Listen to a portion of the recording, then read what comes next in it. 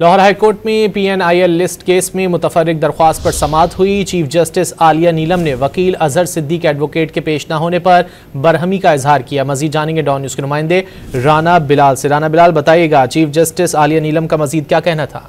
जी देखिए, लाहौर हाईकोर्ट में PNIL list case में मुतफर्रिक दरखास्त पर समाअत हुई है और दरखास्त गुजार के वकील अजहर सिद्दीक अदालत के रूबरू पेश नहीं हुए, जिस पर chief justice Lahore high court justice miss Aliya Neelum ने बरहमी का इजहार किया और ये रिमार्क्स दिए कि वकील साहब किधर हैं, दरखास्त दायर करके वो खुद आते नहीं हैं। जो अजहर सिद्दीक एडवोकेट के एसोसिएट वकील है वो अदालत में पेश हुए और उनकी जानिब से अदालत को बताया गया कि अजहर सिद्दीक की तबीयत ठीक नहीं है, इस वजह से वो आज अदालत में पेश नहीं हो सके। दौरान समाअत सरकारी वकील ने अदालत को आगाह किया कि इस केस में तमाम फरीकैन ने जवाब भी जमा करवा दिया है, जिस पर चीफ जस्टिस ने ये रिमार्क्स दिए कि जब फरीकैन ने जवाब जमा करवा दिया था तो इस दरखास्त बाजारी की क्या जरूरत है, दरखास्त बाजी जो है वो नहीं होनी चाहिए। अदालत की जानिब से ये भी रिमार्क्स दिए गए कि वैसे तो वकील साहब बड़ी बातें करते हैं, लेकिन जब केस का वक्त आता है तो अदालत नहीं आते। अदालत की जानिब से अब इस केस पर जो कार्रवाई है वो गैर मुअय्यना मुद्दत के लिए मुलतवी कर दी गई है। बहुत शुक्रिया राना बिलाल इन तफसीलात के लिए।